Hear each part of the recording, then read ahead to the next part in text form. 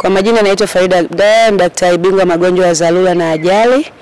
Ni mojawapo wa kufunzi wa masomo ya ultrasound ambayo ni vipimo vya video. Katika masomo haya leo ni siku yetu ya mwisho ya tatu ambayo imekuwa ni siku zote tatu zimekuwa ni siku nzuri sana. Tulianza siku ya kwanza tukiwa na wanafunzi wetu wakiwa bado wanajitahidi kutaka kujua kila kitu, lakini tumefanikisha katika hilo kwa sababu siku ya kwanza wengi walikuwa hata kushika ile probe walikuwa wanakuambia hajawahi, na tunavyoenda imekuwa kila mtu anataka kushika probe.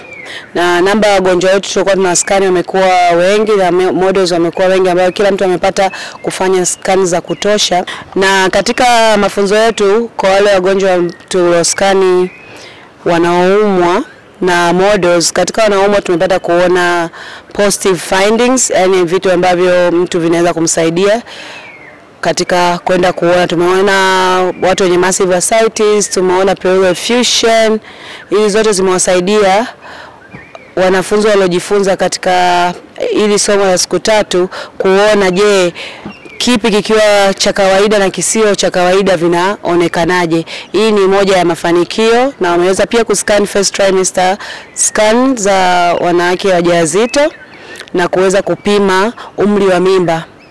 Yote haya ilikuwa katika mafunzo yetu, na katika kumalizia wengi wametamani hii kozi iendelee kwa sababu, lakini mwanzo wa kozi hii ni muendelezo wa kozi nyingine, na sio tu tumemaliza kuscan kwamba tumeishia hapa. Ni tutaendelea kuwa na grupu na kuendelea kupata zile scans ambazo wanapata shida ili kuendeleshana kufundishana ili wote waweze kusaidia watu wanaoattend katika emergency department au idara nyingine za magonjwa ya ndani, ICU. Zote hizi ultrasound inakuwa inahitajika, na leo wamefurahia somo la leo tulilomalizia ni cardiac na IVC na mengine walofundishwa katika, wanajua je sasa hivi watakuwa wanaenda kuwapa fluid wagonjwa wao vizuri, kwa sababu watu walikuwa tu mwanzo wanatoa tu fluid hawajui hata mgonjwa ana shida gani. Lakini katika somo la volume status la IVC wameweza kujua sasa kumbe fluid inatakiwa itoe kwa mpangilio, sio unatoa tu fluid kwa sababu mgonjwa anataka fluid. Sio wagonjwa wote wanahitaji fluid. Kati kuna mgonjwa mwingine anahitaji fluid, kwa mfano mgonjwa wa PE anahitaji fluid, na watu walikuwa wametoa ushahidi kwamba walikuwa wanawapa fluid kwa sababu walikuwa hawajui nini kinaendelea.